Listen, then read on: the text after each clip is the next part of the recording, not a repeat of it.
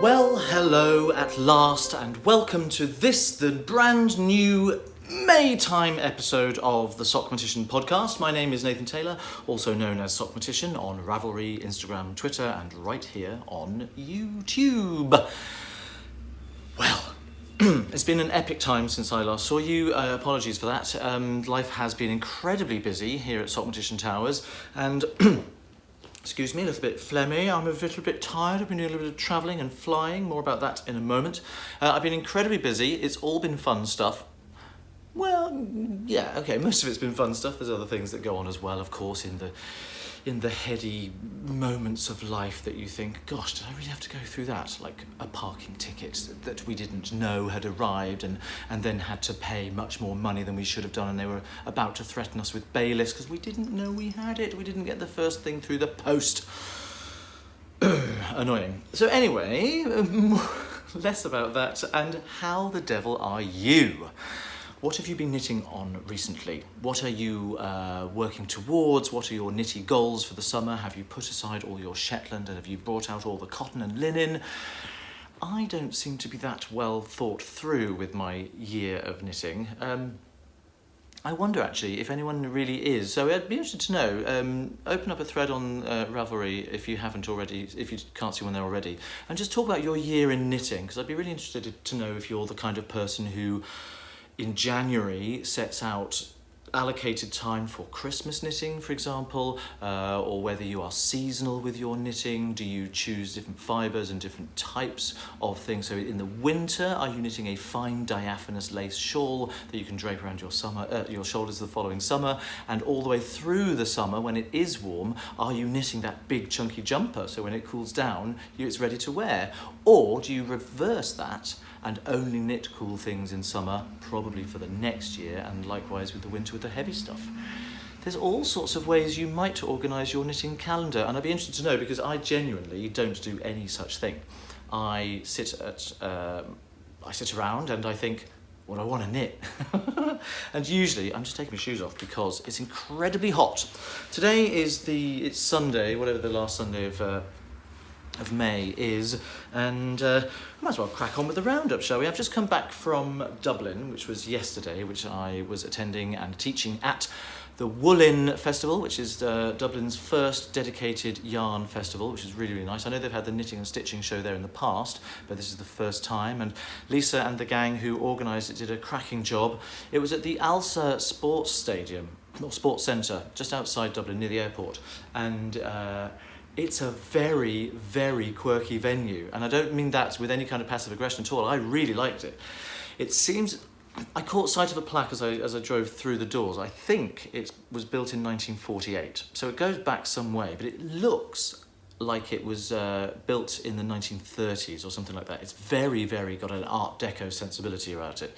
It's fantastic. The tiling on the floor is all these tiny little mosaic tiles, and the seating. There's a bench in the foyer area, reception area, which looks for all the world like it could have been out of an Agatha Christie film or Poirot TV show.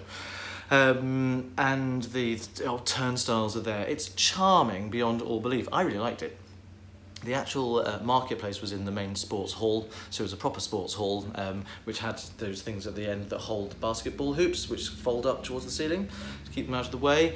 And weirdly, and most quirkily of all about it, there was a perspex suspended running track that went all the way around the whole top level. I mean, like probably 40 feet in the air, maybe more. And that was open to the members of the sports centre. So they were running around and doing their star jumps in the corner and stuff. They must have been looking down. I felt a bit like a zoo exhibit, to be honest. We were the ones who were inside the perspex cage, and they were looking down. They must have thought, who are these crazy people and why are they all wearing such wacky colours? I was fortunate enough to be able to teach 3 classes while I was there, and on day 1 my first 2 classes were a demystifying double knitting class and a shaping the future of double knitting class in the same place. Room 5 was what it said on the timetable. If you've seen my Instagram feed, you know what room 5 actually was. It was a squash court. I walked into, I just opened the door, it's like, oh, with the red lines that go sort of diagonally down the two side walls and across the back, and the perspex doors and all those glass doors, whatever. And it was very, very bizarre, very echoey.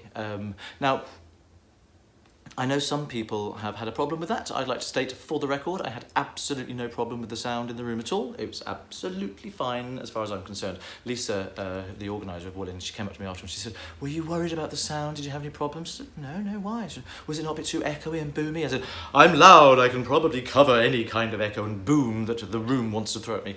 No, I didn't say that. I hope it didn't anyway. That would be rather pompous, wouldn't it?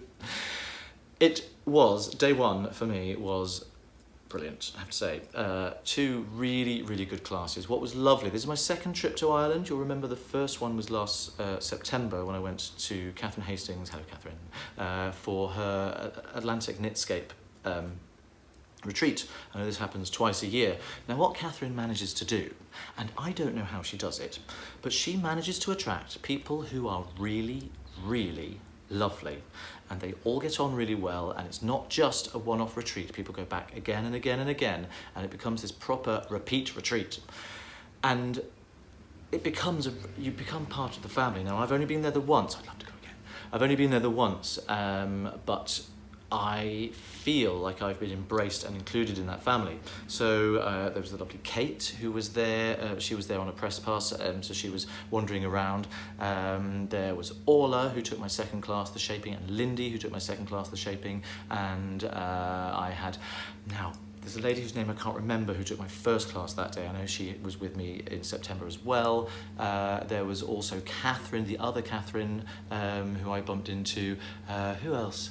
And Bernie, who was Bear in Sheep's Clothing, she was vending there, and it was just like so many people were there from the same event, and everyone was, when you see people, it's just hugs and kisses, and it's just lovely. I felt very, very loved and special.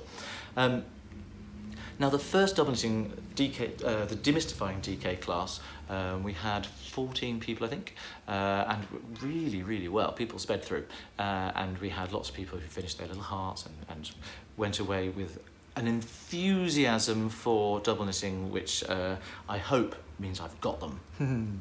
You all know I have my dastardly plan of taking over the world one double knitter at a time. Well, that's still in effect, and that is still my my goal. So that was really, really nice. And the more I teach the shaping, the future of double knitting class, shaping, the future of double knitting class, it's a terrible, terrible pun, but it is in there and I like to keep it for that reason. The more I teach that class, I've only done it maybe 7 times now, the more I get really, really excited and passionate about it. And what I realised with the last time we did it, on Friday, I realised that because it's quite a conceptual class, we're not making anything specific, we just have some stitches on the needle and we work some increases and work some decreases, and when we run out of stitches we work some more increases. It kind of works like that. And it's very much a kind of stretch or shrink to fit kind of workshop. There's lots of things we can do. I'm under no pressure, and I put everyone else under no pressure at all to get through everything. We just work at our own pace, we understand what we can, and we move on as and when. And I'm really, really starting to enjoy teaching it. It isn't for advanced knitters. It's really not. It's a brain workout, definitely, and because we talk about lots of different aspects of why things are certain ways in double knitting.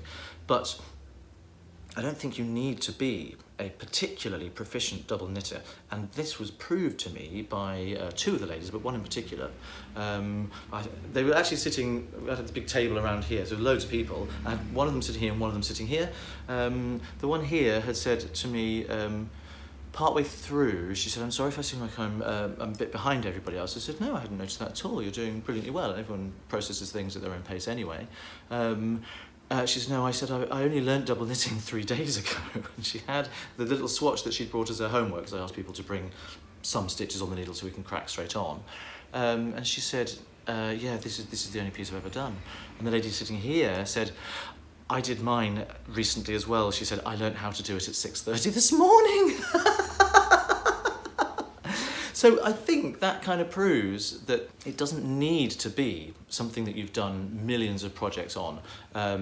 If you know the mechanics of it and you can work a reversible two-sided piece of fabric with stocking stitch on both sides, then absolutely don't be put off by the fact that it's kind of the next steps. It's just if you've done some rectangles, this can show you how to do some more stuff.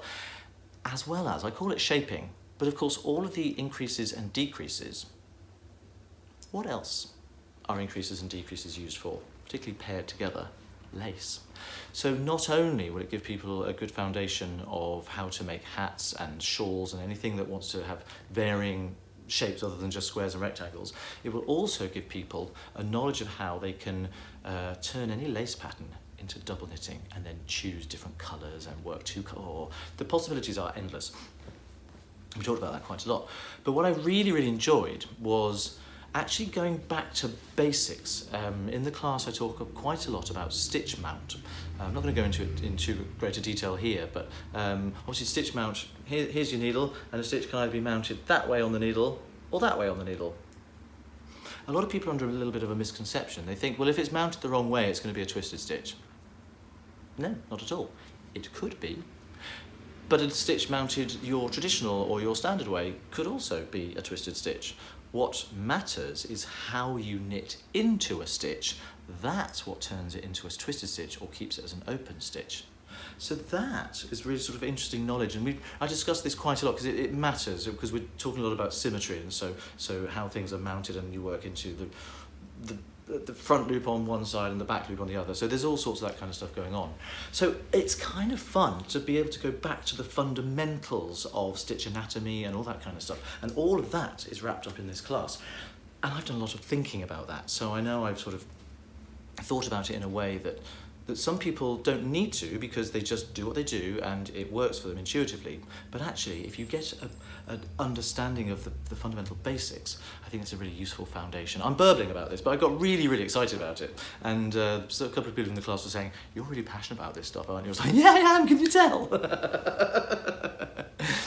And then on yesterday, which was Saturday, I had the morning off and I was there to explore the marketplace, which was lovely.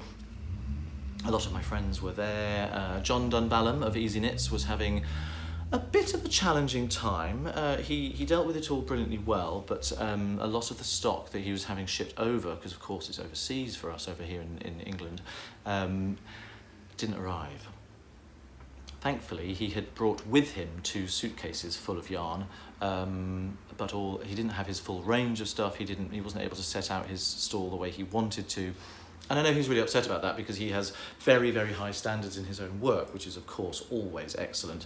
And do you know what? I looked at his stand and yeah, it looked very different from how he normally sets it up. Very different. That's okay. It still looked brilliant. And that's not me trying to sympathise and be just kind. That's me I deliberately put on my, if I were walking down this aisle, would I look at that and go, well, that looks a bit shoddy? No, absolutely not. Genuinely, absolutely not. So John, if you are watching, you did a great job, and I know it was sort of challenging for you. Other people who were there, Jem from Little Great Girl. Hi Jem, we had dinner together with her, me and John. And Julie Nelson Rhodes, who is of course Tilly Flop, the cards and badges and things, and I'm going to talk in great detail about Julie in a moment, because she's done something rather exciting for me, which many of you will probably have already noticed, about which more in a moment. Who else was there? Oh, I met Countess Blaze. That was really exciting, and we've never coincided at one of these events before, and we had a lovely chat. I really enjoyed meeting her. She looked fabulous. Her hair was all sort of pink and cascading like a sort of fairy tale cast on top of her head. She looked amazing, and her stall had so many lovely things. There's a new base, which, forgive me if I get this wrong, I didn't buy any. I didn't actually buy anything at all, although I wanted lots. Her new base, I believe it's 75% BFL and 25%, I think it's Gotland. So the natural colour is grey, and she's overdyed lots of solid colours over it, which is unusual for her, but they're sort of rich colours, but they've got this wonderful depth and sort of base colour of the grey sort of coming through. It's really lovely, and it's really nice and soft as well. Gorgeous. Oh, what other highlights were there? Or just too many to mention. Everyone treated me really, really kindly, and I had a lovely time. The second day in the afternoon, I had another demystifying double knitting class, and I had a lot of fun doing that one as well. Dublin was done. It was brilliant. I flew back last night. Carrie Westerman and I took a car. Well, I say we took a car. That sounds really grand. Lisa's dad drove us back to the airport. It was very kind of him. We both went together because we were both heading back at the same sort of time. She was flying to Glasgow. I was flying to London. So we weren't on the same flight. And we'd said, we'll get there. We both had busy time. It's lovely to talk to you. It's okay for us to go our separate ways because we just both wanted some chill out time, rather than sort of feeling like sort of the responsibility to talk. That sounds really bad. We both really like each other, and in fact we're going to be sharing a flat together when we do Yarningham later in July. So it's all good, but we were comfortable enough with each other to say, you know what, I'm tired. Shall we go our separate ways? Which was brilliant. Except we kept bumping into each other. At one point I went to the bathroom downstairs and I'd seen Carrie had gone upstairs to the departure area, and then when I came out of the bathroom and upstairs, for some reason, as we approached the security gates, we came through together, and we sort of were behind each other in the zigzag queue, and we said, anyway, see you later. We went off to different parts. I went off to get something to eat, she went off doing whatever she was doing, and then as I came out of the restaurant, I went to sit down, and there she was. It was like, oh, this is ridiculous. Again, we parted company, and then her plane was delayed by about an hour, mine was delayed by about 35 minutes. But when I finally was called to the gate, as I started walking down this corridor and on the travelators that take you down the long corridors to get to my gate, I was like, there was Carrie, and we were right next to each other. I said, it doesn't matter how much we want to stay apart. This airport is conspiring to throw us together. So we finally said goodbye and see you in July. And then I flew home. It was all lovely. While I was there, of course, Dublin was undergoing a very, very important referendum, which was the referendum for choice for women over abortion rights. Now, I'm very strongly in favour of choice. I'm very strongly in favour of somebody else not having the right to impose their opinions on me or anybody else. I'm absolutely okay with someone to have their own views on a particular subject, but I am also okay for someone else to have their views on a subject. These things might be different. So for me, it's important for a world of equality where people have their own choice, and there was a bit of a landslide victory on the pro side, the yes vote. So the Amendment 8, or the 8th Amendment in the Constitution of Ireland, is going to be repealed, and legislation will come in due course to allow, well, it stops women who find themselves faced with a situation where they need an abortion it stops them being criminals. It stops them being judged and vilified. It stops them having to take matters into their own hands sometimes and harm themselves. It stops people having to run away to the mainland and spend a fortune that they can probably ill afford to try and take care of this situation. And I read on Instagram a really interesting post. It said, no woman wants an abortion, but there are a million reasons why she might need one. And I think that's very true. Obviously, nobody really likes to think about what's going on. It's a sort of ostrich thing. We all like to put our head in the sand. It's quite an unpleasant topic, but now people will be given the right to be treated fairly and legally, and I think the ongoing health and mental well-being benefits of that are going to be enormous. So I was really, really pleased. It's the second time in just a few years that Ireland has got it right in a public referendum. Well done, Ireland. Thank you for that. Going back, a week ago, I was teaching once again at one of my one of my favourite yarn shops in the country, definitely, but absolutely my most commonly visited for workshops, and that's Craft Days in Saffron Walden. It's craft-days.co.uk. There it is, in Saffron Walden, which is just off the M11 near Cambridge-ish. It's actually very close to where my in-laws live. Ben's parents live in Thaxted, which is not far away.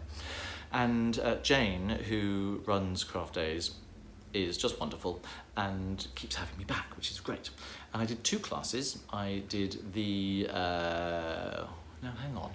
Yeah, it was a beginner's double knitting class in the morning, and in the afternoon, which went well, as they often do, because everyone loves a bit of beginner's double knitting, and I love teaching it, and there are more double knitters in the world, which makes my heart sing and soar. In the afternoon, I got to teach the world's first ever Strandtarsia workshop. You what? Strandtarsia. It's a word I've made up for a technique I've made up. I'm not going to say I'm the first person to make it up, but I've certainly pioneered it myself and put it together from no external sources. So I call it mine, and because I gave it the name, it's definitely mine.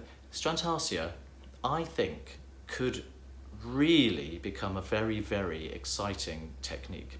It's not a method of knitting the way double knitting is, or brioche is, or anything like that, or lace. It's nothing like that. It's a way to do and achieve a certain thing in your knitting.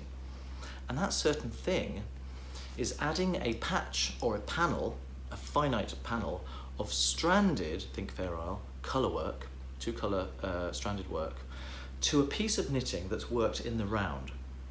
The stranding doesn't go all the way round, it's just contained into this little panel, but it's not in tarsia, and it is in the round.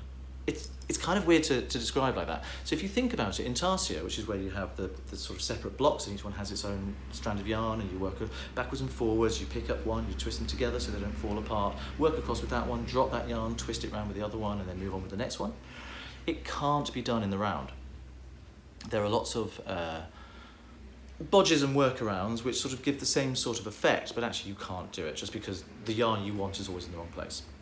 Every time you come back round to it, you come to the beginning of this panel and the yarn's over at this side because that's where you left it after the last row. And you just can't do it. So you'd have to you end up sort of working backwards and forwards and doing a sort of like a knit 2 together kind of join at the back or something which leaves a seam. It's not great.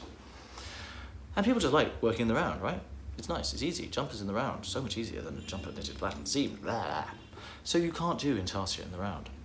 Stranded work, however, works very nicely in the round. But it goes all the way around.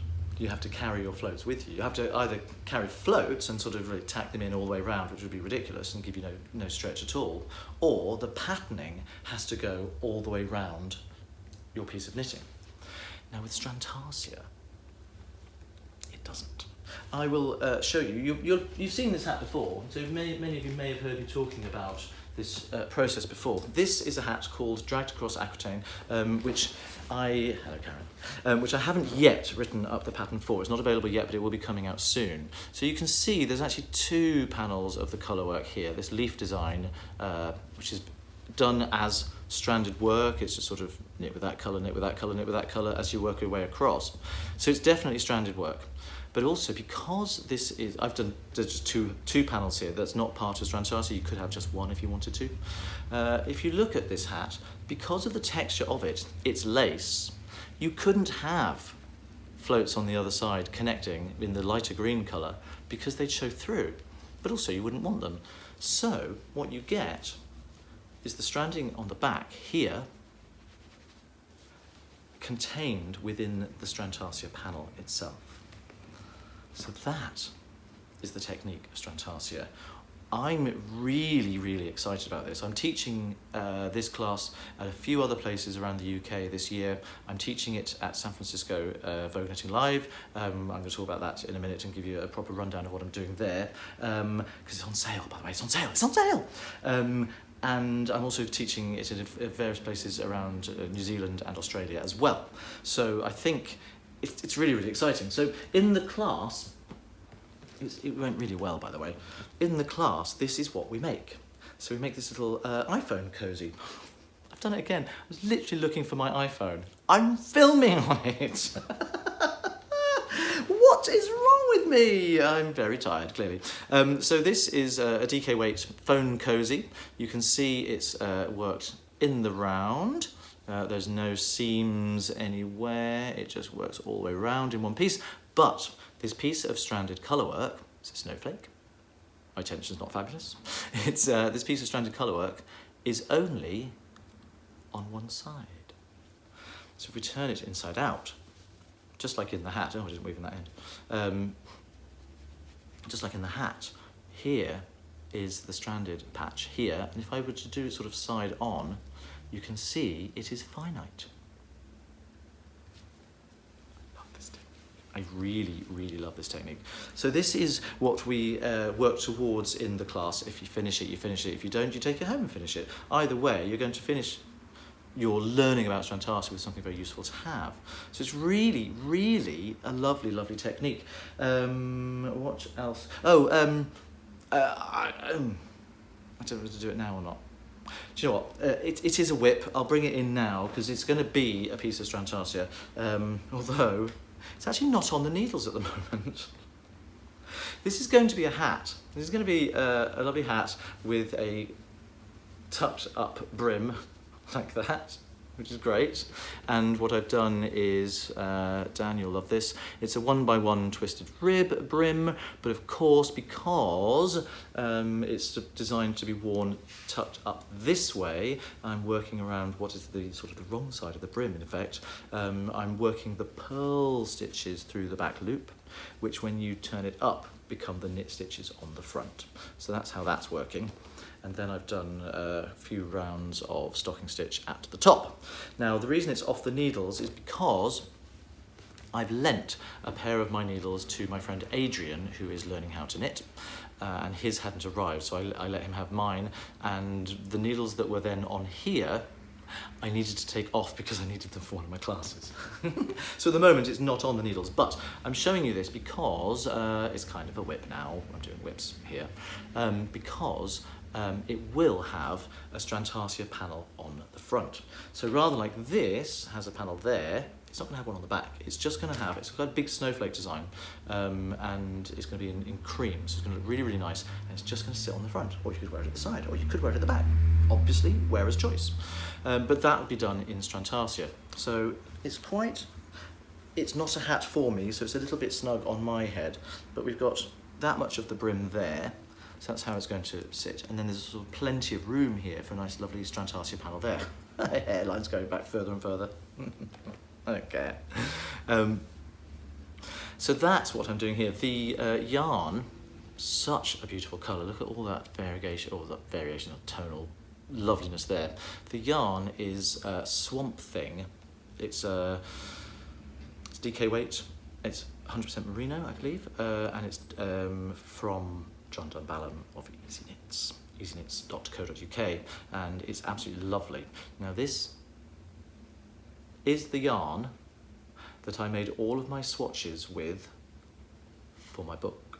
So all of the how-to, like the photographs of my hand doing various things, are using this very, very yarn here. And there's a reason why that is true, which I can't discuss on here at the moment. It's nothing to do with the book, but there's a link. And in case someone, it's gone a bit funny, and in case someone's watching that shouldn't see that, then I will talk about that at another point. So that's what's going on there, and that will be a strand tarsia as well. Add to that, of course, when as I'm putting it together and writing it up, I will make it into a pattern that's available. So at the moment, although there aren't really a great many patterns out there that use strand tarsia, there's only one, which is my iPad case, which has the QR code on it. But there will also soon be this one, and you'll be doing this in a class, and there's all sorts of things one can and will enjoy doing with strand tarsia. My plan is to spend most of this year on the designing stuff that I do, designing things for strand tarsia.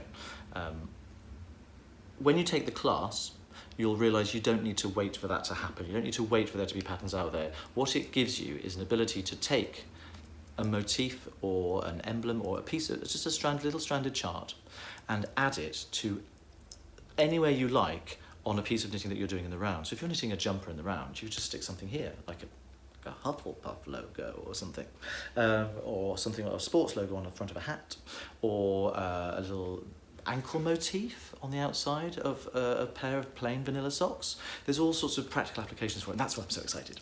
So that's that, and that was Craft Days, and that's all good and marvellous and fabulous. Now, I am going to move, because I've just mentioned it, I am going to talk about Vogue Knitting Live. So what I want to do is I want to bring up my teaching schedule. I'm teaching 6 classes at Vogue Knitting Live in San Francisco, of all places. I'm so excited. Home of my honeymoon pneumonia, and starting point for mine and Ben's epic drive across America last year, where we drove from San Francisco to New York. This will be my 3rd visit to San Francisco. I love the city. I could not be more excited that that's the one that I'm teaching at of all the Vogue Knitting locations. And it is, I'm teaching Friday the 21st of September, Saturday the 22nd of September, and Sunday the 23rd of September. So all 3 days of Vogue Knitting Live San Francisco, 21st, 22nd and 23rd of September. And here is the itinerary, because I'm branching out. Obviously, I'm known for double knitting. That's my thing. It's my sort of like flagship class. And there's loads of people out there who always want to learn double knitting, and nicely enough want to learn it from me, which is great.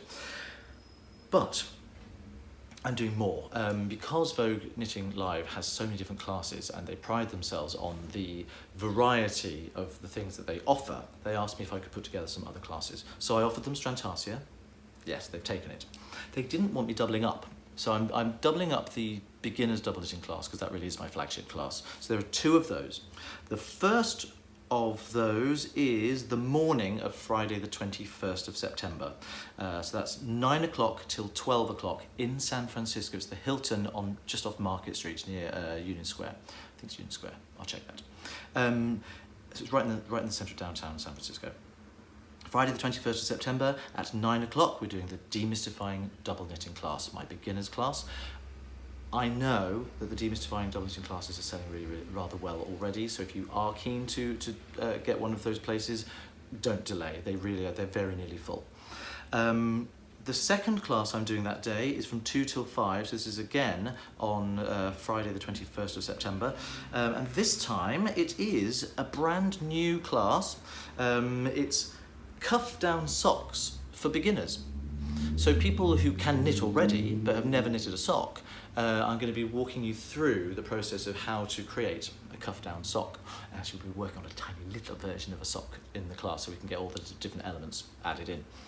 So that's really going to be very exciting. Obviously, I am Sockmatician. It's where I started off, was with socks, and I mustn't ever forget that. So I'm really looking forward to it. I haven't put the final touches on the class yet, and I won't be teaching it before Vogue Knitting Live. It's an absolute exclusive. They do like having exclusive classes that haven't happened anywhere else by that particular designer. So cuff down socks for beginners. That's the 2 till 5 on the 21st. Saturday the 22nd, I start in the morning at 9 till 12 again with my shaping double knitting class, which I talked about just now. So you know all about that. So if you've done some double knitting in the past, or if you want to just teach yourself how to double knit right now, so you can get yourself up to speed to come to that shaping class, we'll talk about all kinds of stuff, and if we get onto it, even German short rows in double knitting. I know, whatever, right? Amazing. So that's the morning session. The afternoon session at 2 till 5 on Saturday, where is it? Yeah, September the 22nd, 2 till 5. This is the Strantasia class. So that's not, it's being listed as an exclusive. It's because it's not being taught anywhere in North American continent at any time before or after that. So it's exclusive to them for that continent, although of course I will have taught it in various other places around the world prior to that. And now you know everything there is to know about what that involves, but don't be put off. If you're planning to go to San Francisco and you're thinking, I don't even know what Strantasia is, now you do. So now, hopefully, you'll be able to, I really want this one to go well. I really want it to go well. I want to show them that it's a really useful technique, because hopefully I can then start teaching it elsewhere. So if you are at all interested in that, if you can see from what I've said what the practical applications are for it in terms of your own knitting, come along. Let's learn together. So then that's the Saturday dispensed with. On the Sunday in the morning in the, where is it? Sunday. Yeah, Sunday. Oh, this is one of my other exclusive classes, another sock class. It's called Patterning a Sock. And this is, it's going to be about a class about taking the blank canvas of a sock template almost, and putting patterns on it. So taking a favourite stitch pattern, either a lace pattern or a cable pattern, finding how we can lay it out on the sock so it'll really, really work with the flow of the sock, how we're going to get from cuff through to it, how it interacts with stitch patterns on the heel flap, how we deal with the shaping, what we're going to do with the gussets. So all going to be worked on the template of a cuff down sock, but it's how you can take your vanilla sock knitting and your favourite template of how you knit your own socks and how you can put your favourite stitch patterns on it, and not just clunk, clunk, here you go, snip, snip, cut and paste, here's a Franken sock, but something that really has beautiful flow and feels like it's been designed properly. That is the plan for that one. So that's 9 till 12, that's again exclusive, the first time I'll have ever done that one. 9 till 12 on the Sunday the 23rd, yeah, Sunday the 23rd, and then at 2 till 5, bookending where I started, it's the second of the demystifying double knitting classes. So, registration is open, has been open for a little while. As I say, the DDK, demystifying double knitting classes, are selling really, really well. I think the shaping is going quite well as well. There are still places available on all classes. At my last count, I get some, I can't tell, I get little updates from them every now and then. And yeah, some of them are close to filling, so don't hang around. But if you do want a chance to come and meet me and take a class with me, it's not just about the double knitting, okay? There's more to it, and I'm really, really excited about these new classes. So take a punt, do something new. And if you are a beginner knitter with socks, and perhaps socks have always frightened you. When I first started knitting, I learnt with knitting socks, and people would come up to me and say, oh gosh, the socks are so complicated. I went, really? No one had ever told me that socks are supposed to be hard, so I wasn't frightened of them. And therefore that tells me that there's actually no reason to be frightened of them. The fear is received, it's inherited. So I want you to banish that thought, and if you thought, well, I actually do want to knit a sock, come with me and learn how. It's going to be amazing. See you in September. So, that's enough about that. Let's move on to community and the podcast questions thread. Now, last time, it seems like such a long time ago, I did say to Sandri Fatoran, I want to pronounce that correctly, I do apologise, that she had 9 questions, she's added in her 10th. Sneaky. Hello, Sandri. She had put these questions in the podcast thread, and I said, oh, do you know what? I'm going to skip past that now. I'll do those next time. And now it's next time, so here we go. Hi, Nathan. So finally I reached the current episode after extensive binge watching. I cheated and watched many episodes on 1.25 times the speed to get a really dense experience. Gosh, that must have been horrendous. I speak very quickly at the best of times, and because I know you're from Sweden, where the level of language speaking, English language spoken is amazing, but it's still a second language for you. I don't know how you managed to cope with that, or at least didn't drive yourself mad. I can think of better ways to spend the afternoon, but kudos to you for getting through it. Now I have lots of questions, she says. 1. What is a notions pouch exactly, and how do you use yours? Well, I can't remember where that's come from, but a notions pouch is just a little bag in which I put my notions. Notions is a really interesting word. It's not a word that we really use in England, and I know it came from the sewing world. Notions is just any little bits of equipment that are helpful with the craft. So obviously in England, a notion is a sort of a whim or an idea or a fancy, but notions have become in the knitting world to mean things what make my knitting life useful. Stitch markers, a needle case with darning needles in it, a crochet hook, a needle gauge, a cable needle, all sorts of things in there, a yarn cutter, and a tape measure. So you have one of these, you just might not call it a notions pouch, I'm sure, so that's answered that one. In the dictionary, if you look online about notions for that particular usage of the word, it says mainly North American, but it's definitely in this context, definitely come over to the UK now as well. Number 2, how often do you encounter project bags with 2 or more compartments? And what do you think of them? I often have 2 projects with me to be able to switch between mindless and more engaged knitting, or when one is close to finishing. We see that's a useful one that I wouldn't have thought of. For me, they're very useful if I'm doing double knitting or a 2-colour project because it stops my yarn balls from tangling around each other. It keeps everything nice and separate. Also stops when you've got two colours of yarn in a bag together, as the yarn is being sort of pulled out, and they could sort of felt into each other, and you could get fuzz from one going into the fibres of the other, so it keeps them nice and separate. And that's how I used mine. I've got a couple. So how often do I counter them? I don't really think about that, but I do have more than... I've got more than one. I may have more than two. I can't remember. Funnily, I stumbled about the book Something New to Learn About Cables, which is by the divine Jen and Jim Arnold Culliford, which I spoke about possibly last time or the time before. She stumbled on it the day before she saw me talking about it on the podcast. Do I want to tell you more about the impression about it? And then edited to add, because I did. As you've answered this already, assuming you didn't record the next episode yet, which I haven't, and I'm doing now, I'm throwing in another one. Have you done 3 or 4 coloured double knitting yet? What do you think of it?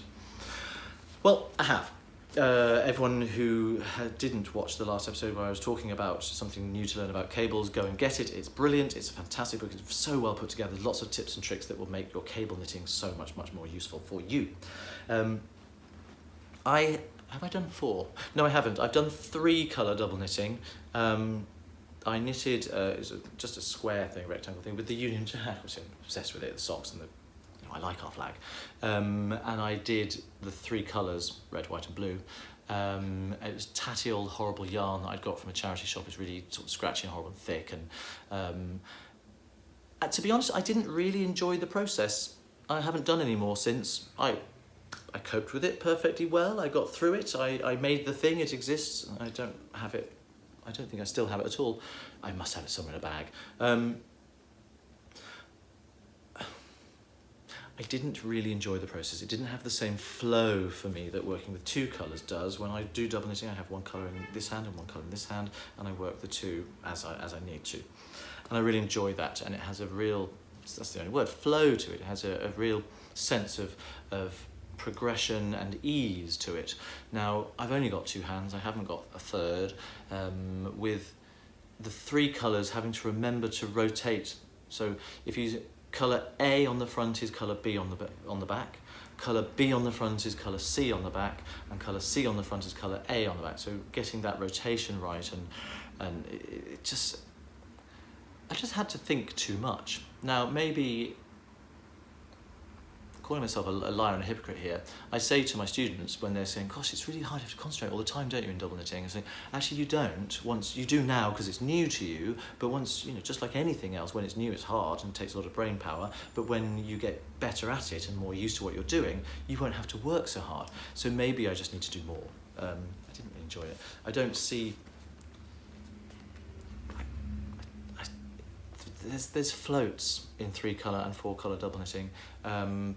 And that's the joy of double knitting. It doesn't have floats. So you get this stretch, you have to worry about tension. So it's kind of like a cross between stranded knitting and double knitting. And for that, it's not pure, and it's great. For anyone who likes it, it's great, fabulous. Enjoy. Not for me. I can't believe no one's asked this yet. What are the numbers in your newest tattoo? I spotted at least 3 groups of numbers in different colours, I think. Well, yes, there are 3 numbers and 1 set of letters. And let me show you what they are. So I think I have mentioned this. Maybe I didn't. Maybe I meant to and didn't. So here's the tattoo. As you can see, here is it's get on screen. There we go. So the song is "Love Is Everyone," which is the finale song from Mine and Ben's wedding. And here you'll see down here we've got 2. Can you see that? 295121. Up here, hard to tell in this light, but we've got the numbers in orange there, 275. And then underneath here again, we've got the numbers, where are they? 71. And then in purple, which might answer the question for you, can you see just there? U equals U. This is obviously a very personal tattoo. It's the 6 colours of the Pride Rainbow flag. It's the song, which is called Love Is Everyone, which is about inclusivity and equality.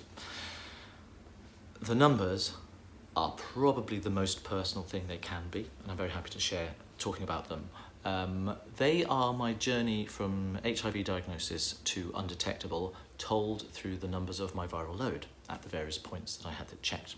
So when I was diagnosed, my viral load was very, very high, obviously, and it was 295,121. Now, in case I haven't said this before and people wonder what that actually means, the viral load number is how many parts of virus DNA can be found, or RNA. It's kind of complex. I'm not going to go into that now.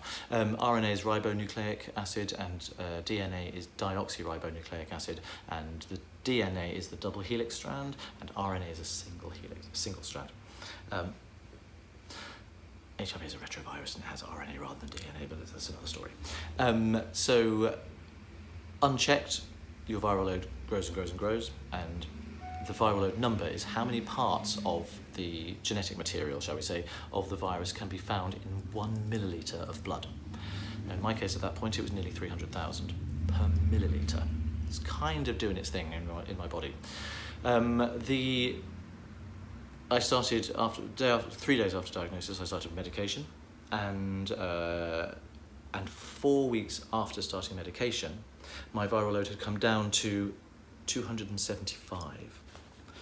Now that's kind of remarkable. Now it's not 275,000 from 295,000, it's 275. That's it. 1,000-fold drop. Now I'd asked my doctors beforehand, I said, I don't know what to expect. I don't know what you'd expect to see after 4 weeks of treatment, whether it would cut in half, whether it would, I just don't know what to expect. And he said, without even thinking, so it was obviously a standard piece of knowledge, he said after 4 weeks of medication, I would expect to see a 10-fold decrease. So he said, if you're on nearly 300,000 now, I'd expect to see 30,000. 3,000, 300, less. So it's a 1,000-fold drop. Lots of reasons for that, I believe. One is that because not all of my blood test results had come back at that point, so when I started medication they didn't know what strain of the virus I had, which meant that to avoid potential drug resistance problems, because there are strains of the virus out there that are resistant to certain drugs that people get treated with, then they put me on 4 different types of drug actually 5, because one is a double dose. So I was on Truvada, which I'm still on, which is emtricitabine and tenofovir disoproxil. I was on darunavir, which has a booster that goes with it called ritonavir, and I was also put onto raltegravir. And I was only on the 4 types of tablet, the 5 drugs in total, for 4 days. But I think that's what really went plummeted down. After 4 days, I got a phone call saying, we've had your test results back, we don't need you to be on all of those, so stop taking the raltegravir. And actually cut to January this year, and that's when I was changed and taken the darunavir and ritonavir away and put on the raltegravir. So now I take Truvada and raltegravir. So that was in 4 weeks. I think that's the main reason, because I was hitting it hard with more drugs than most people are given, and but even for a short period of time, just cut it straight down. So that's 275 in 4 weeks, and then 4 weeks after that, I was convinced, having had such a miraculous drop from there to there, I was determined that I would already be undetectable. And for context, undetectable means under 50. A viral load of under 50 is too few for the test to be able to detect it, is why it's called undetectable. I was gutted. Under 50 would have been undetectable, 71. I know it's not something I could have done anything about, but I had challenged myself to get undetectable really, really damn quickly. And I wasn't. I was so close, like 21 copies per milliliter away from undetectability. But by the next time, I was undetectable, and that's why in the purple there, I've got the letters U equals U. Now, U equals U is the message which is being put out, which I'm sure I've mentioned before. Undetectable equals untransmittable, which means I can't pass it on. I'm uninfectious. While I maintain an undetectable viral load, I cannot pass the virus on sexually to anybody. And that's really important it's a tool for helping combat stigma, because stigma comes from fear, and fear is what people have towards people living with HIV, that they think they're going to catch it from us. Well, if you're undetectable, you're not. You're not going to catch, it's not going to happen. So that's what those numbers are. And I hope that answers quite a lot of the questions and gives other information about that as well. So I'm very proud to have them there. The reason I put them there is because they're very personal, very important to me. It was a big part of my journey and my life's journey. But Actually, they're there because I'm such an advocate. As you know, I'm talking about this all the time, for HIV awareness, that when people look at my tattoo, they'll say, like you did, what's that number? And it enters this discussion, it brings it up, segues me very nicely to say, by the way, I've got HIV, and did you know what this means? Because I'm in danger of becoming a soapbox HIV bore, which I'd rather have than not, but I don't want to be that. 5. How come Ben is so camera shy? Was he only in front of the cameras on the musical wedding, as he couldn't prevent it being a groom? I hope he understands he has half a fan club in us watchers here already. I hope he makes an appearance soon. It's not that he's camera shy, it's just not his world, this is my thing. He's probably a little bit camera shy.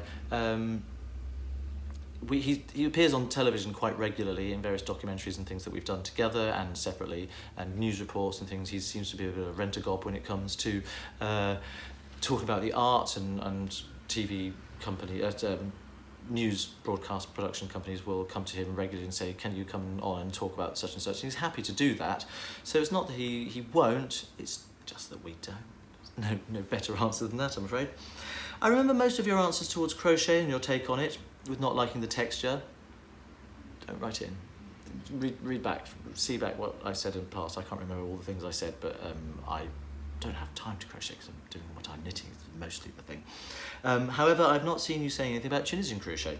I basically have the same view on crochet that you voiced on the podcast, but my big exception from it all is this nice dialect of the art. That's quite nice. I like having, like, crochet has different accents, and one of the dialects, one of the little language pockets is Tunisian crochet. I do quite enjoy Tunisian crochet. I've never done anything useful with it. I've just sort of done some back and forward and enjoyed the process. Yeah, I do quite like it. What is your opinion about heathered, striping, speckled yarns when it comes to doing a project that also has texture? Very, very direct and to the point. I will tell you in just 1 second. I have trouble using my wonderful self-spun yarns with different materials because I love textured knitting more than plain knitting. How do you choose the dyeing type for your projects with texture? Well, most of the things I make fall into 2 camps. They're going to be colourwork things with double knitting, or they're going to be... Do I do much textured stuff? I mean, yeah, some. So, plain knitting or textured or colourwork knitting. I try not to mix and match the two. So I believe that somebody, somewhere, has to work really hard to make the knitting project look its best. Now, either that's you, the knitter, working really hard with putting in the double knitting, putting in the different textures, the cables, the lace, all that kind of stuff. That's you doing the work. The yarn comes along and it's busy and it's speckled and it's variegated and so on. It kind of breaks up all of that and it takes away from it. To me, it absolutely takes away. And in my knitting, this is not a judgment on anyone else's, it's just for my own personal taste, it looks a bit of a mess. The other side of that is the yarn can do a lot of work. It can go, I'm gonna blend from yellow through all these greens into this blue, and I'm gonna have all these speckles that the dyer has put in and done all the work. So why would I, the knitter, then want to ruin the work that the yarn is doing? I think the knitter or the yarn does the work, or neither. But not both. So if you get both together, you're going to get textured yarn, textured colours textured pattern, textured colours in the yarn itself, and they fight with each other. For my double knitting projects, I mean, I just use like solid. I know it's not double knitting, but I bought it for some double knitting to do solid colours, or at the very least a semi-solid, and then I can do anything I want to without fear of it. So I'm with the yarn not getting in the way. If, however, I've got some amazing variegated and multicoloured yarns which I love, I'm going to do something much plainer, garter stitch or stocking stitch or something like that, vanilla sock. I don't like the busyness. I like clean lines or clean surface and busy yarn. Someone asked you before, and I wanted to scream yes when you read out the question about when you'll design double knitting mittens. I think getting the sizing right and shaping is quite a challenge. I know spring is directly in front of the door, well, not here in Sweden yet. written some weeks ago, but could you ingrain this thought a little deeper in your brain so we get them? I don't have any plans to, unfortunately.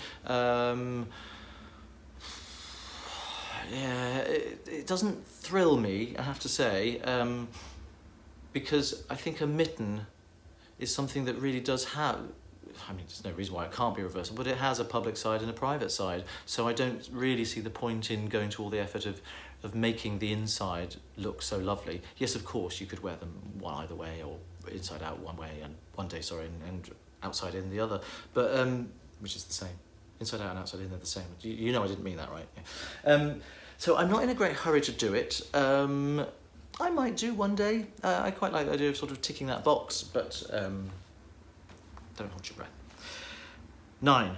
Which fibre type would you like to try out that you haven't been knitting with yet? Kiviut. End of story. And then there's 10, almost forgot to ask, what is the problem with air quotes? You seem to be utterly disgusted by them. I can't see anything wrong with them. I use them, have no trouble using with anyone else using them. Am I a bad person? Is there a hidden second and mean meaning? No, there's not. It's just that they became a little bit overused back in the 90s, and they just seem to be a little bit naff, and I tried to train myself out of them. Look at me sitting on my arm, so I can't do anything about it there. So that's that. Thank you. There are loads of other questions mounting up, and I'm going to get onto those next time. I want to crack on because the eagle-eyed among you will have noticed that Sockmatician is changing. Sockmatician is evolving. I could not be more delighted. I'm just going to bring some stuff on screen here. Hang on one sec. I could not be more delighted.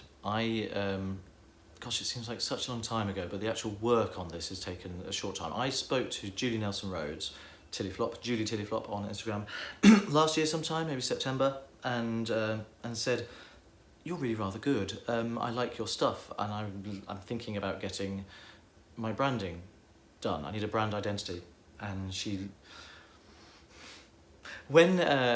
didn't say anything rudely, but when we started the design process, she said where you are at the moment, and she put on one page of a PDF my Instagram, Ravelry, YouTube, Twitter, something else, the group on Ravelry as well as me on Ravelry.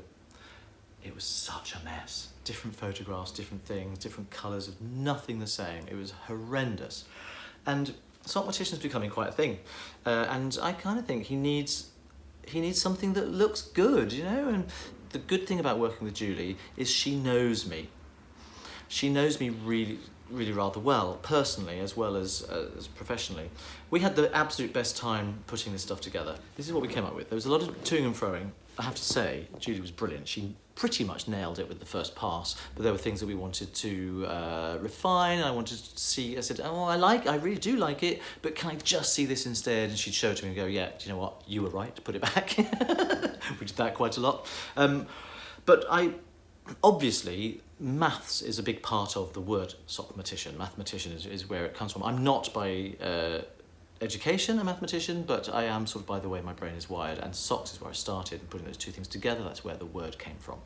So I wanted to acknowledge that in my brand identity. I wanted it to be coherent across the piece, and I wanted it to be sleek and elegant and kind of timeless. And interestingly, if you go classic, it becomes sort of timeless, and I think that's exactly what Julie has managed to do, and I am so delighted by this.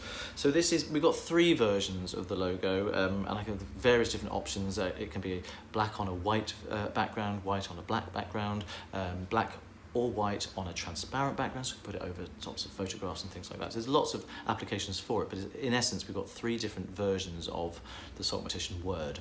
One is just linear, and it looks like this.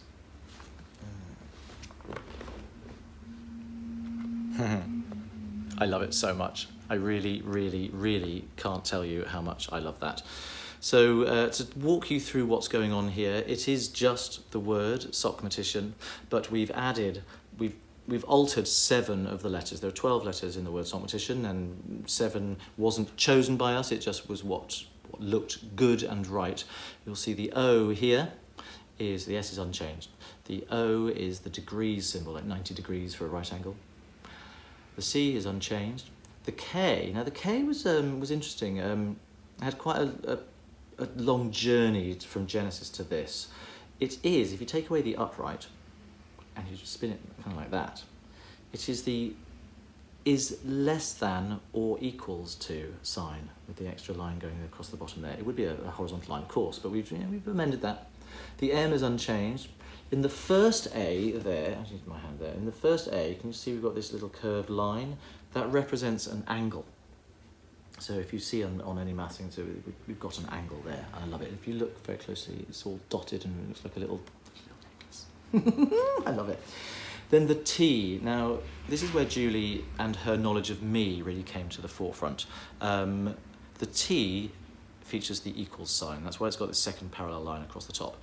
And that's lovely because it's one of the first ones that she put in. And it's maths, great, I loved it. And then she said, I wanted that one, she said, because equals is like equality. I was like, oh, just Julie, you're brilliant. And I fell in love with it then and there. And then this was again completely her idea. The I and the I around the C are square brackets. Really nice touch. The fact that they bookend around one letter is just serendipity, but kudos to Julie for seeing that. And then the final changed one is the second A here. So we've got two changed A's which are not the same and two changed I's which are not the same. So we're keeping the variation going on there. Just those two little dots make it a divide by symbol. So it's mathsy. It's definitely mathsy, but it sort of doesn't bash you over the head, and it still works as a logo on its own. It's still very readable, and that was really important because it's not a real word. So it needs to be something that people, they're not necessarily going to be able to pick it up off the page because it's unfamiliar to them. So that was that. Then for YouTube and Facebook and Twitter and Instagram, where they have like a circle or a square, we needed a version. Oh, hang on. There's what it looks like, black on white. Sorry, white on black. Nice, huh? Yeah, really nice, classy. Then we needed a version which was capable of being rendered in a square. So we've gone for this orientation here. It's just the same, it's just 4 letters in a row. Julie has had to space all the letters out nicely so it works and looks like a cohesive shape, which is lovely. I absolutely love it. And there's the white on black version as well, looking very nice indeed. And then I wanted to have us kind of like a graphic logo. That would have been, that's nice, I like it. It probably would have done the job on its own. But I wanted something else. I wanted a sort of, I don't really know how to say, I wanted something that could be like a graphic logo. And so we toyed with the idea of sticking the letters in the shape of a sock. It's kind of a hackneyed idea, really, kind of a bit cliched, but sometimes the obvious works. These colour choices were absolutely Julie's, and I've taken them on. They're going to be my brand colours now. And this is what we've come up with. I really like it. It's cartoonish and it's fun and it's got humour in it. Julie's idea was to extend the N up there so it gives you a contrast toe on the sock, which was lovely. I took that idea a little bit further and said, well, can we extend some of the other letters so that they interact with each other a bit more? And we jigged around the placement of the letters and had various different versions, and we came up with this, and I love it. I absolutely love it. So that is what you're going to be seeing. So now, of course, I've got the job of updating all my patterns and all my PDFs and all that kind of stuff. In due course, I will get them all done, having new templates and making sure everything looks like that, so I have a brand identity. I'm also planning. No, I'm not going to say that. Shall I say it? No, not going to say it. So also, what Julie did provide for me, which I absolutely love, are versions of this.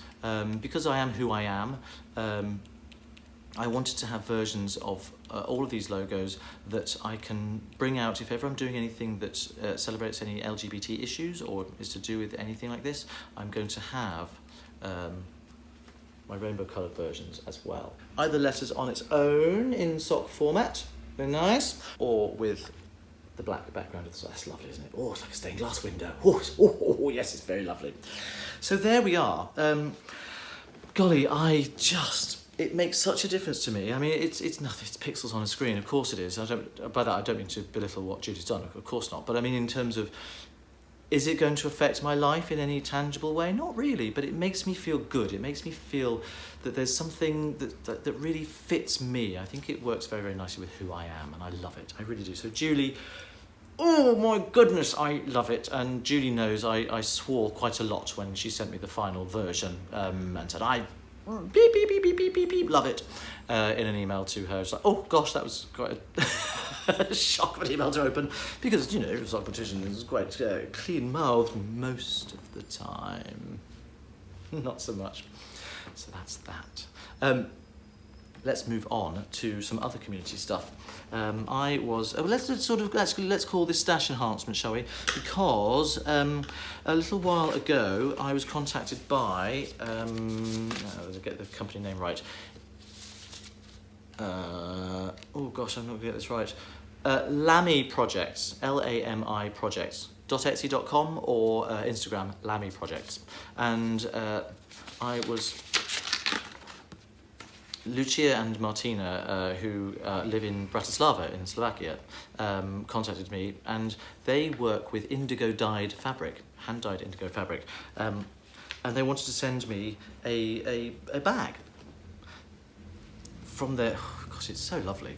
There's something about this which is completely gender neutral. It could be boysy, it could be, and it can also be feminine. I just love it. I'll just show it to you, shall I? Oh, look at that. Look at the colour here. It says here about the indigo dye. I'm going to let you just look at that for a second while I read about it. Dyeing fabric with indigo has a rich history in many regions of Slovakia since the 17th century. In Slovakia, this kind of fabric is called modrotlach. Did I pronounce that correctly? Modrotlach, which literally means blueprint. You see why. White cotton fabric is first stamped with the pattern using a negative medium. So that's something that the dye won't stick to. Then the fabric is dyed in an indigo bath. After drying, negative medium is removed, leaving a light pattern on dark blue fabric. Lamy proudly uses local handmade fabrics dyed in Slovakia. Please know the disclaimers about colour irregularities. But that's absolutely lovely. This is their little logo there. It's a chicken with a... it's a bird with knitting needles for legs and wings. So I didn't say that very well, that sounded awful. But it's really, really nicely done. It's this cotton canvas. It's really, really, not really going to show very well on there, as it's blowing out too much. But it's sort of stiff cotton fabric. It feels like a kind of sailcloth. It's lined in a very neutral way. There's nothing too busy about it. They're literally letting this beautiful leaf fabric, which runs all the way around on both sides, do the work for you. And you can see that it's a very pale blue and this rich dark navy, sort of purplish navy from the indigo. It's got a drawstring there on the doodah zip, and it's got these tabs on either end, which is very good for me because some people like it with the zips at the bottom when it's closed. I like it with the zips at the top, so I can clip that onto something, have the yarns coming out of here, knowing that everything's not going to fall out of there, whereas if you're up the other way, things could fall out of there. Do you see what I mean? So this works brilliantly well for me, and it's just really, really lovely. So Martina and Lucia, thank you so much. And I think they've got a little stamp. I thought that was drawn on them, but I think they've got their own little stamp for the thing. Really, really, really lovely. I'm going to keep it, and I absolutely love it because it's. But I really hope that you will visit their Etsy store because they've got lots of lovely things, all based on this wonderful fabric. It's helping local craftspeople. It's helping a small business. It's getting something that's really, really rather beautiful and lovely. So I can't recommend their stuff highly enough. So thank you both for giving me this, giving me the opportunity to talk about it. I hope it's useful for you as well. I hope people will come to your shop and hopefully buy your stuff. It is really nice, really nicely made as well. It's really solid. It feels like it could be bashed about a bit if you're not terribly careful with your project bags. And it would stand up to that rather well. So that's that. Other stash enhancement stuff. Well, I mean, there's quite a lot, to be honest, in one bag, and I'm not going to go through it all. I'm just going to show you the bag that arrived through the post. It's outrageous. Now, this is from Marie Busky, who is the lady who organises Knit August Nights in New Zealand. The reason I'm going to, in Napier, the reason I'm going to New Zealand in the first place is because she's the person who's taking me down there. But there's all sorts of stuff. She works for a mill, a company called Skeins, which is Skeinz, and of course it's NZ because they're in New Zealand. I've only just noticed that myself now. That's because I've seen it in the different colour, and that is the, you know, the power of branding. It's a natural yarn store. So they're a miller, a mill, and they create some really, really unusual and interesting fibres. For example, this one, red and grey. I can't see what it is. Oh, so it's a 100% New Zealand rare breed merino. Very nice. This one here, very, very soft. This is one of the dyeing techniques that they do is one colour, but it's different tones of the same colour, and it is 100% merino. It's really, really soft. I think this is the same stuff done as solid and the tonal. Very nice. And then we get onto some. This is so soft. It's mohair, but it's not brushed, so it shows off. This is. Look, it hardly has the same halo. It's not like a Kid Silk Haze or anything like that, but it is.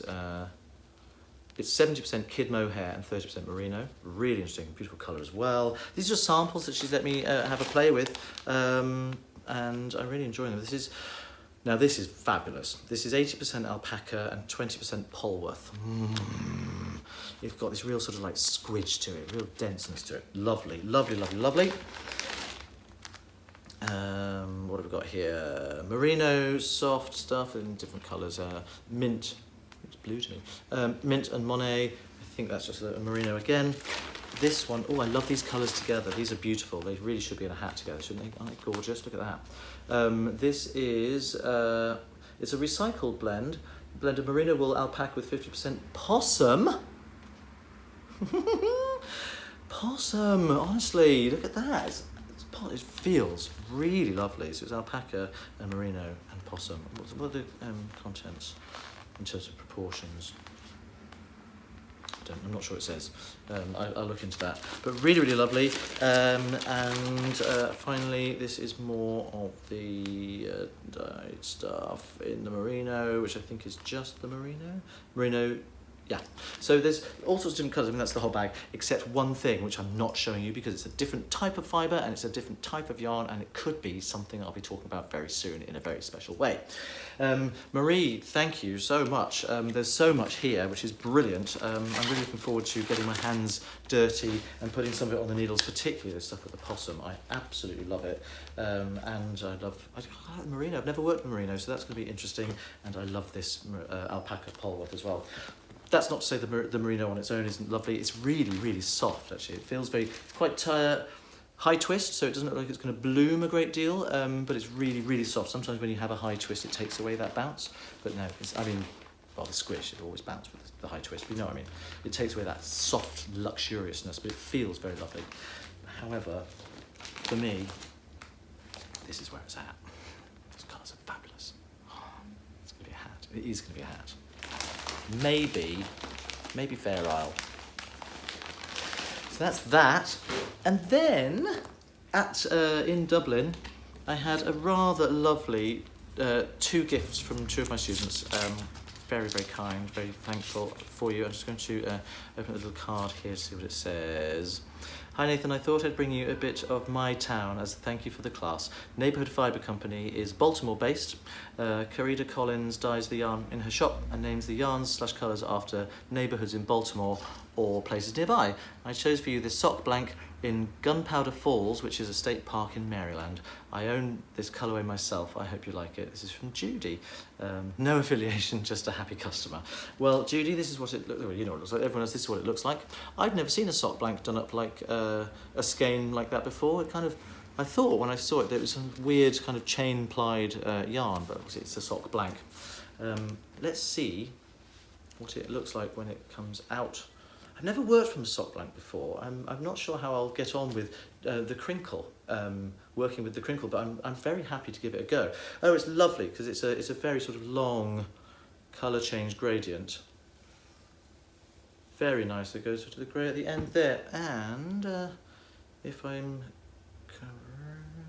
I'm not sure. No, so it's a single. So I'm going to have, if I make a pair of socks out of it, they won't be the same. One will start at that end, and one will start at that end. Or maybe one will start in the middle. Maybe I'll start them both in the middle where they share a colour there, and then work out that way. That's really, really very lovely. Julie, thank you so much. I like it a lot. I don't know if I can twist it back up so that it looks like a skein again. I think I might have ruined the effect. I apologise for that. Let's stick that back through there and see it's sort of kinda. Really, really lovely, thank you. And it is superwash merino, 400 yards to 100 grams. Oh, it says it's double-stranded. Oh! Do you know, it didn't look like that. It says it's double-stranded. Each goes, so it may be that I'll get 2 identical socks out of it, which would be lovely. I'll investigate. I'll keep you updated as and when I start working on it, because it'll be quite a nice experiment to see how I get on with working from a sock blank. Nice, thank you. The other one, also very special. Now this is hand spun, which is, I think, is always a really, really special gift to get. Look at it. It's so lovely, isn't it? So, so lovely. Now, for the life of me, I'm so, so sorry. I cannot remember the name of the lady who gave it to me. She took my class on Saturday, and it was so, I appreciate this so much. So please get in touch. Please, please get in touch with me and let me know your name. Look at how beautiful this is. This is, very specifically, she told me, and I love her for it, spun in the colours of the 6-stripe rainbow flag. So this is done just for me. Oh God, I love it so much. And it is, as you can see, it's not like short strips of each colour. It's like the whole skein is one long gradient that will change through the rainbow in whatever it is. I need to find something that, and to weigh it, I need to find out how much yardage there is in it, and I need to find something that will use it all, so I get the whole rainbow in one thing where it can be shown, because it's so beautiful. And look at the barber poling there. She carded all the fibres in such a way that it would do this. She found the 6 colours she wanted to use, blended them together, and has spun it into one continuous long rainbow. And I think it's utterly, utterly beautiful. I don't know what it will be. It's really, really soft. I don't know what the fibre is, but there's not a hint of crackle to it at all. It's really lovely. Could easily be a hat, but I don't know if I'd use it all in a hat, and I wouldn't want to get to green and then run out of hat before I'd used all the colours. So I don't know what this will be yet, but I think it's so, so lovely. It feels really soft. I've got really sweaty hands, so I'm not going to handle it too much. I don't want to felt it in any way or pill it at all, but it is stunning. Thank you so much. I cannot tell you how much I appreciate the love and the care and the time that goes into a gift like this. I don't underestimate it at all. I love it. Thank you so much. I'm whiffling on because I really, really was a bit overwhelmed. Isn't it beautiful? Gorgeous. So, and on to whips then. I'll wrap all this up quite quickly. You've already seen the hat, which is coming on, the Strantasia hat, which is going to be, I have just been working on another hat. It's a double knitted hat, but I can't show it to you. It's using 3 colours, but it's not 3 colour double knitting, it's 2 colours at a time that cycle through. The other thing I've been working on and really enjoying is back to this pattern again. You can see it's getting a lot longer now. I've added 1.5 sections, I think, since I last saw you, something like that. I'm really, really enjoying knitting this hat. I'm really enjoying knitting this hat, and I've discovered a new way of working the yarn overs in it. This has twisted yarn overs as the increases, so the increases are here, which is what pushes the stitches off their skew that way, and I didn't want to have eyelet holes there, and I was doing the yarn overs just a normal way, push them over take the yarns together over the right needle and carry on, and then you come back to them. I wanted to knit them through the back loop to twist them, but because you need to have the decrease on one side matched in symmetry with the decrease on the back, so work from the purl side. Come to my shaping class, you'll learn all about matched pairs of decreases. I was having to do all sorts of real weird things, like slipping the both loops off, picking one up from one direction and trying to put the other one on the other way. And I was thinking, this is not something I can describe in words, in text to somebody to show them how to do it as well. So I needed to find a way of creating the yarn over so that the yarns would be exactly as I wanted them when I come back to them. And actually, I've managed to do it rather well. It took me a long time to figure it out, and I was failing dismally, but what I'm going to do is I'm going to get to that point in the... it's quite fluffy, this yarn. I'm going to get to that point, which is only 8 pairs of stitches away, and then I will show you exactly what I do, because it's rather nifty. I've always said there are 2 types of yarn over in double knitting, connected yarn overs and unconnected yarn overs. I now think that this is something else, or this is a way of doing an unconnected yarn over, which actually might supersede what I've done in the past, because I've realised with the matched pair aspect of things, you might not want to wrap both yarns around the needle in the same way. Certainly for twisted yarn overs, you need to wrap one anti-clockwise and one clockwise if you want them to be symmetrical and facing the right way on both sides. So I'm nearly there now. So I'm going to knit that one, purl that one, then knit that one and purl that one. So this is where I want the yarn over to be. So this is what I'm looking at, the grey side. Can you see that okay? If I move there, you've got the white background, does that work? So this is what's going on. So I want to bring, normally what I would have done is I'd have just wrapped the 2 yarns over the right hand. I'm going to come a little bit closer so you can actually see what's happening. Normally I would have wrapped from this knitting position, this is my working needle, and I would have just wrapped both yarns around it, put my thumb over the top, and then carried on knitting into the next stitch. That wasn't giving me what I needed. So what I'm doing now is I wanted to wrap one of them that way and one of them that way. Great, so one anti-clockwise, one clockwise, brilliant, perfect, job done. No, they were tangled around each other when I came back to them. I wanted to disentangle them. So what I've discovered I have to do is with the grey one, I wrap it over the top of the needle and then bring it back round to the front. Then I can go clockwise with that one, and then I can take that one round to the back. And that gives a sort of weird kind of braided twist, if you like, sort of around the needle. But what it does, I'll just turn a corner, I won't go to the end of the row. What it does is when you come back to it, can you see, so I get these 2 stitches out of the way, there, can you see I've got the yellow one facing one way, and then the grey one behind it facing the other way. That's exactly what I want to have. So it's really, it feels a bit like, you know when you're doing Fair Isle 2-handed and you want to catch a float, there's one where you have to get one yarn out of the way, wrap the float and then take it back. It feels exactly like that kind of action. I can't remember the mechanics of that perfectly, so I don't know, but that I can, the Fair Isle thing I can't. So I haven't actually compared the 2 properly yet, but I have a feeling it might be the same sort of technique. So you're wrapping it but getting it out of the way, wrap the other way and then putting it back round. It works. There are 2 types of ways that I need to wrap, and I haven't worked out the other one yet because I'm not there in the scarf. I've already done that on this last section, but I'm like, yes, it works. So that's something I can easily write down in the instructions. With yarn A, take it over the back of the right needle, bring it back to the front between the needles. With yarn B, bring it forward, coming over the top of the right needle, and then take it to the back, and then with yarn A again, take it between the needles to the back. Easily done. A couple of pictures, and everyone will be able to do exactly right, and then you don't have to do these crazy shenanigans. So that I'm very, very happy with. If you can't remember, if it's been too long, or if you haven't seen this one before, it's such a simple pattern. It has these beautiful sort of sideways chevron-y things going on, where the stitches themselves are what skew off to the side. Can you see? You can see this, the tracks of this one. They literally follow their way from one side to the other. It's so simple. It has 1 increase and 1 decrease every 2nd row. And every stitch is knitted with the same colour as the stitch below. You don't have to follow any kind of chart pattern at all. You only need the chart for where the increases are positioned. Because sometimes, for example, let me show you on this side.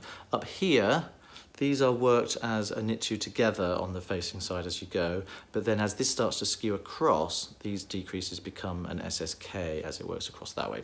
So there's a little bit of needing to make sure it's the right decrease and it's the right increase in the right place. But other than that, it's one increase, one decrease on one row, and then just work back on the other side. That's it. That's it. Although that's not quite true, because you create the yarn overs on one side and you knit into them on the way back. So there's a little, but there's no shenanigans now. I've worked out how to wrap those yarns. Oh, I'm burbling because I'm really excited by it, and I'm also a little bit overtired because tomorrow I'm going to Greece. I'm going to Rhodes for John and Glenn, who is Beardy Cheel. Hello, John. They're already out there at the moment. I'm going over for a few days to teach and part of a knitting retreat in Rhodes, which is going to be glorious. Today, you can see how shiny I am. It's sweaty and horrible, and I don't like it. And is there anything else to discuss? I'm not sure there is, so I'm going to wrap this straight up. I'm sure I've forgotten some stuff that I wanted to talk about, but while this podcast episode really is now a finished object, remember, life is a work in progress. I am sweaty, I am thirsty and dry mouthed because it's really hot and humid here and I'm not enjoying it very much, but I'll get this one out as soon as I can. This podcast episode is now a finished object. Remember, life is a work in progress. Just take it one stitch at a time. See you next time. Bye-bye.